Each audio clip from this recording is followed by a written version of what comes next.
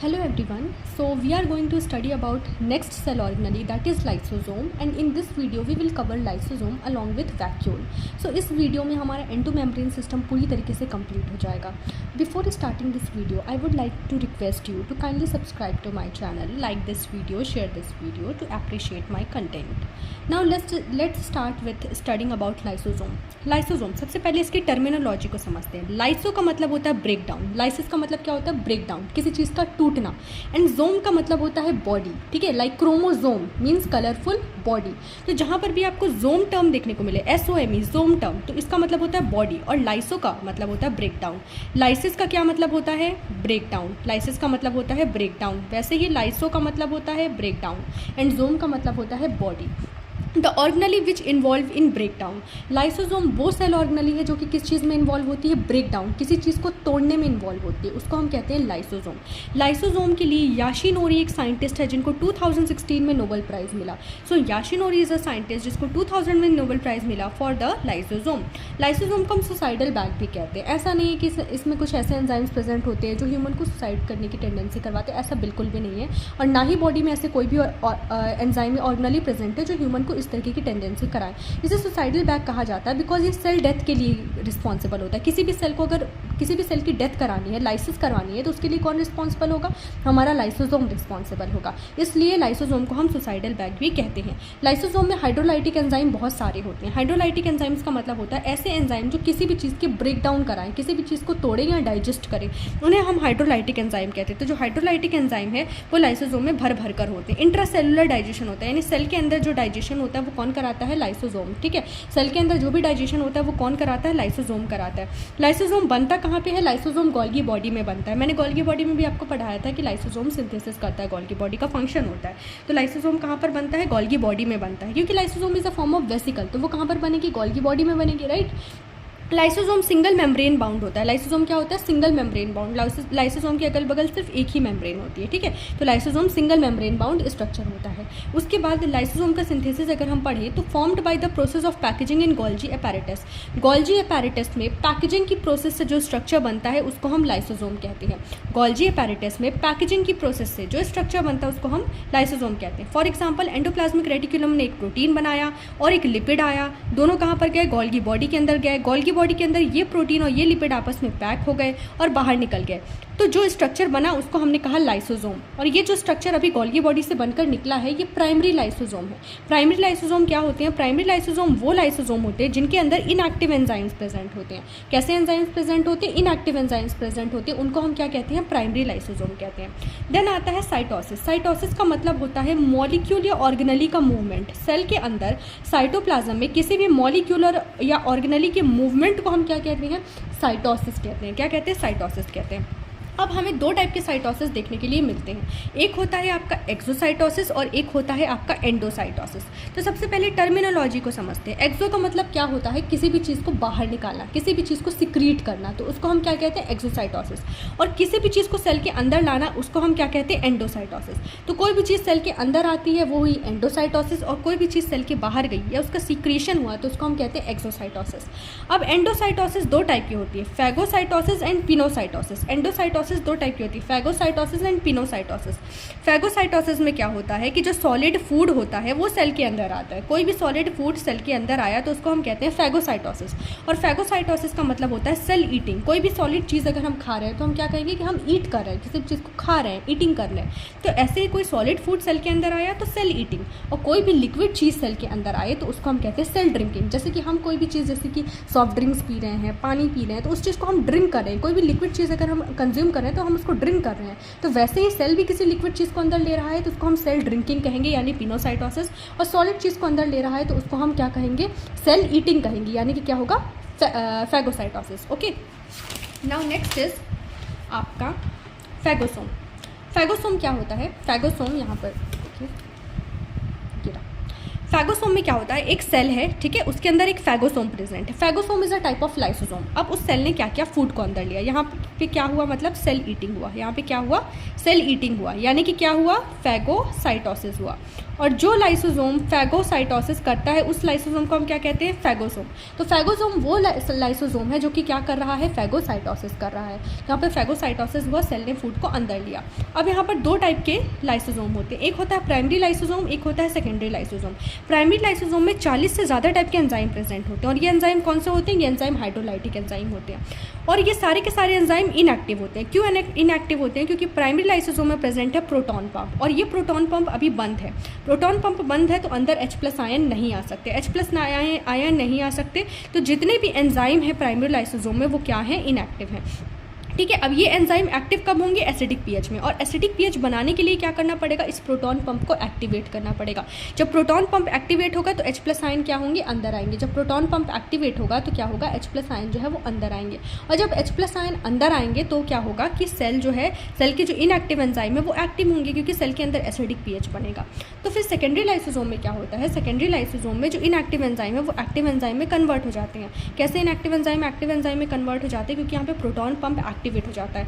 By activation of proton pump H+ ions जो हैं, जो H+ आयंस होते हैं वो अंदर आ जाते हैं। When H+ ions comes inside, so यहाँ पर लाइसोसोम के अंदर एसिडिक इन्वायरमेंट बनता है। जब लाइसोसोम के अंदर एसिडिक इन्वायरमेंट बनता है तो जो इनएक्टिव एंजाइम है वो एक्टिव एंजाइम में कन्वर्ट हो जाते हैं। तो ये होता है आपका सेकेंडरी लाइसोसोम। ठीक है, after that there is this one, यहाँ पर आपका प्राइमरी लाइसोसोम आपको दिख रहा है जिसके अंदर इनएक्टिव एंजाइम, और यहाँ पे फैगोसोम दिख रहा है जिसने फैगोसाइटोसिस कर रखी है। जब प्राइमरी लाइसोसोम और फैगोसोम का फ्यूजन होता है तब क्या होता है, प्राइमरी लाइसोसोम का जो प्रोटॉन पंप है वो एक्टिवेट होता है और प्राइमरी लाइसोसोम सेकेंडरी लाइसोसोम में कन्वर्ट होता है और प्राइमरी लाइसोसोम के जो इनएक्टिव एंजाइम है वो एक्टिव एंजाइम में कन्वर्ट हो जाते हैं, क्योंकि प्रोटॉन पंप एक्टिव हो गया है तो एसिडिक पीएच हो गया है। और यहाँ पर जो फैगोसोम प्राइमरी लाइसोसोम के साथ फ्यूज़ हुआ था और अब वो प्राइमरी लाइसोसोम सेकेंडरी लाइसोसोम बन चुका है, तो फैगोसोम के अंदर जो फूड था उसका डाइजेशन हो जाता है। कैसे, क्योंकि जो सेकेंडरी लाइसोसोम है उसके अंदर के एंजाइम्स एक्टिवेट हो गए, अब वो एंजाइम हाइड्रोलाइटिक एंजाइम है वो डाइजेशन कराएंगे, तो जो फैगोसोम है उसमें जो फूड प्रेजेंट है उसका डाइजेशन हो जाता है। तो किस तरीके से होता है डाइजेशन, प्राइमरी लाइसोसोम है और यहाँ पर फैगोसोम, दोनों का फ्यूजन हुआ, दोनों का फ्यूजन होने की वजह से प्राइमरी लाइसोसोम सेकेंडरी लाइसोसोम में कन्वर्ट हो गया by activation of proton pump. Proton pump के एक्टिवेशन से प्राइमरी लाइसोसोम सेकेंडरी लाइसोसोम में कन्वर्ट हो गया। इसके जो इनएक्टिव एंजाइम थे वो एक्टिव एंजाइम में कन्वर्ट हो गए और यहाँ पर क्या होने लगा, डाइजेशन होने लगा। ठीक है, नाउ ऑटोफेजी। ऑटोफेजी का क्या मतलब होता है, ऑटोफेजी का मतलब होता है सेल्फ ईटिंग। अगर कोई खुद को ही खा जाए तो उसको हम कहते हैं ऑटोफेजी। कोई ऑर्गेनली खुद को ही खत्म कर ले तो उसको हम क्या कहते हैं, autophagy. If very few lysosome will break in cell then there will be no effect on cell because cytosol is neutral, so enzyme of lysosome remain inactive.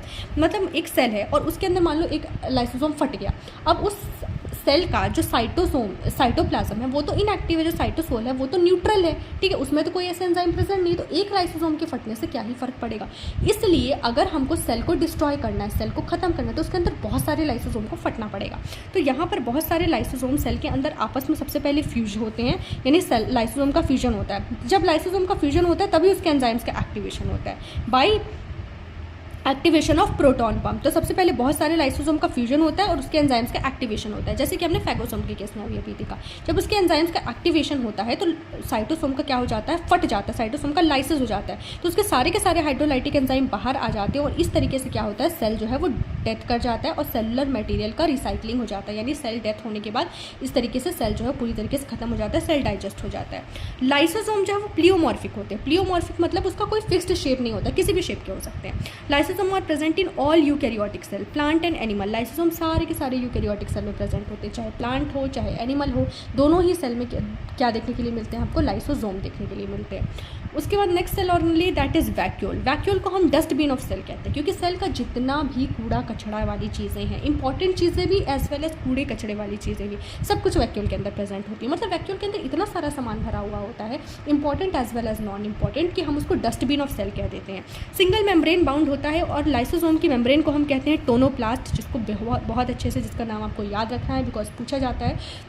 So lysosome की जो मेम्ब्रेन है उसको हम कहते हैं tonoplast, which is selectively permeable, क्योंकि यहाँ पर अलग अलग टाइप के पंप और प्रोटीन्स प्रेजेंट होते हैं टोनोप्लास्ट में, जो कि किसी भी सब्सटेंस की एंट्री एंड एग्जिट को गार्ड करते हैं। इसलिए वैक्यूल की जो मेम्ब्रेन है tonoplast that is selectively permeable. Vacuole बनता है एंडोप्लाज्मिक रेटिक्यूलम में। याद रखना है कि वैक्यूल का सिंथेसिस कहाँ पर होता है, एंडोप्लाज्मिक रेटिक्यूलम में। वेरी इंपॉर्टेंट पॉइंट, तो आप लोगों को याद रखना है। Okay, next is concentration of mineral are high inside vacuole than in cytoplasm because special pump of tonoplast are pumping ion from outside to inside, यानी कि जो मिनरल की कंसंट्रेशन है वो वैक्यूल में ज़्यादा होती है साइटोप्लाज्म के कंपैरिजन में, ठीक है। वैक्यूल में जो मिनरल की कंसंट्रेशन है वो ज़्यादा होती है साइटोप्लाज्म के कंपैरिजन में, साइटोप्लाज्म कंपैरिजन में वैक्यूल में मिनरल की जो कंसंट्रेशन है वो ज़्यादा होती है, क्योंकि जो टोनोप्लास्ट के जो पंप होते हैं वो मिनरल को बाहर से अंदर यानी साइटोप्लाज्म से अंदर की तरफ पंप कर रहे होते हैं। हाइपोटोनिक कंडीशन होती है, साइटोप्लाज्म में मिनरल की जो कंसंट्रेशन है वो कम होगी, वैक्यूल में ज़्यादा होगी, क्योंकि वैक्यूल की जो टोनोप्लास्ट में जो पंप प्रेजेंट है वो साइटोप्लाज्म से मिनरल को वैक्यूल के अंदर ले जा रहे होंगे। प्लांट सेल में वैक्यूल 90% वॉल्यूम सेल का ऑक्यूपाई करता है, यानी अगर ये सेल है तो इसमें इतना सारा जो पार्ट है वो वैक्यूल ही कवर कर लेगा, बगल में थोड़े थोड़े में सेल ऑर्गेनेली प्रेजेंट होगी। तो 90% पार्ट जो है सेल का वो कौन कवर कर ले रहा है, आपका वैक्यूल कवर कर ले रहा है। वैक्यूल की फंक्शन की बात करें तो उसको याद करने के लिए ट्रिक है GPA। तो GPA ट्रिक से क्या याद कर सकते हैं, growth in plant cell. Plant cell में ग्रोथ कराने का काम कौन करते हैं, वैक्यूल करते हैं। प्लांट सेल में प्रोटेक्शन करने का काम कौन करते हैं, यानी वैक्यूल के अंदर टॉक्सिन प्रेजेंट होता है, और कोई भी ऐसा प्लांट, कोई भी ऐसा एनिमल जो है जिसको प्लांट को चरना पसंद है, खाना पसंद है, प्लांट को खाना पसंद है, तो वो बहुत ज़्यादा प्लांट को खा रहा है, बहुत ज़्यादा क्या कर रहा है, लॉस कर रहा है, तो प्लांट के अंदर अपने बचाव के लिए टॉक्सिन्स प्रेजेंट होते हैं, जो उनको हर्बीवोर से बताते हैं। हर्बीवोर कौन होते हैं, हर्बीवोर ऐसे एनिमल होते हैं जो प्लांट पे रिसाइड करते हैं अपने फूड के लिए। देन पॉलिनेशन कराता है, क्योंकि वैक्यूल के अंदर कलर पिगमेंट प्रेजेंट होते हैं, जैसे कि एंथोसाइनिन। कलर पिगमेंट प्रेजेंट होने के कारण ये इंसेक्ट और एनिमल को अट्रैक्ट करता है, इंसेक्ट और एनिमल को अट्रैक्ट करता है तो एंटमोफिली कराता है, एंटमोफिली कराता है तो पॉलिनेशन कराता है। एंटमोफिली क्या होती है, डिटेल में मैंने आपको पढ़ा रखा है sexual reproduction in flowering plant chapter में, आप लोग वीडियो देख सकते हैं, ठीक है। और उसके बाद ऑटोफेजी कराता है। ऑटोफेजी क्या होता है, ऑटोफेजी जो है वो ऑटोफेजी का मतलब होता है कि जो ऑटोफेजिक वैक्यूल प्रेजेंट होता है, मतलब ऐसा वैक्यूल प्रेजेंट होता है जिसके अंदर लाइसोसोम होते हैं, और ये लाइसोसोम क्या करते हैं, सेलुलर डाइजेशन कराते हैं। तो वैक्यूल ऑटोफेजी भी कराता है। वो ऑटोफेजिक वैक्यूल ऐसे वैक्यूल होते हैं जिनके अंदर लाइसोसोम प्रेजेंट होते हैं, और ऑटोफेजी का मतलब है सेलुलर डाइजेशन। तो ऐसे वैक्यूल जिनके अंदर लाइसोसोम प्रेजेंट है वो सेलुलर डाइजेशन कराने का काम कर रहे हैं। तो क्या क्या करा रहा है, प्लांट में ग्रोथ करा रहा है, प्रोटेक्शन कर रहा है, पॉलिनेशन कर रहा है और ऑटोफेजी कर रहा है। देन उसके बाद अलग अलग टाइप के वैक्यूल होते हैं। एक होता है गैस वैक्यूल, फिर सैप वैक्यूल, फिर फूड वैक्यूल, फिर कॉन्ट्रैक्टाइल वैक्यूल। गैस वैक्यूल जो है फोटोसिंथेटिक बैक्टीरिया यानी कि प्रोकैरियोट्स में प्रेजेंट होता है, ठीक है। Gas vacuole photosynthetic bacteria prokaryotes में प्रेजेंट होता है। ये क्या करता है, ये वैक्यूल क्या करता है, ये बैक्टीरिया को बायंसी प्रोवाइड कराता है। वाटर की सरफेस पे रहने के लिए जो बायंसी चाहिए वो प्रोवाइड कराता है आपका gas vacuole. Gas vacuole bacteria को वाटर की सरफेस पे रखता है, बायंसी प्रोवाइड करता है, उसको डूबने नहीं देता। कौन सा, gas vacuole. SAP vacuole present होता है यूकैरियोट्स में। सैप वैक्यूल किन में प्रेजेंट होता है, यूकैरियोट्स में। फूड वैक्यूल प्रेजेंट होता है प्रोटिस्टा में। कॉन्ट्रैक्टाइल वैक्यूल प्रेजेंट होता है अमीबा में। ये क्या करता है, ऑस्मो रेगुलेशन करता है। ऑस्मो रेगुलेशन का मतलब होता है अमीबा के अंदर सॉल्ट वाटर बैलेंस बना करके रखना। ये वाटर को क्या करता है, क्लियर करता है, मतलब सॉल्ट वाटर बैलेंस बनाकर रखना अमीबा के अंदर, की एक डेफिनेट अमाउंट में सॉल्ट वाटर बैलेंस अमीबा के अंदर बना रहे, इसे हम कहते हैं ऑस्मो रेगुलेशन। और ऑस्मो रेगुलेशन की प्रोसेस करता है कॉन्ट्रैक्टाइल वैक्यूल, किसमें प्रेजेंट होता है, अमीबा में। फूड वैक्यूल प्रोटिस्टा में, सैप वैक्यूल यूकैरियोट में, गैस वैक्यूल बैक्टीरिया में प्रेजेंट होता है, दैट इज प्रोकैरियोट्स, ठीक है। और वो भी किस टाइप की bacteria, green and photosynthetic bacteria, green sulphur photosynthetic bacteria etcetera में। So this is all about lysosome and vacuole. Next जो चैप्टर मतलब नेक्स्ट जो वीडियो आएगा उसमें हम एंडोसिम्बायोसिस थ्योरी, माइटोकॉन्ड्रिया, क्लोरोप्लास्ट वगैरह जैसी चीज़ें कवर करेंगे।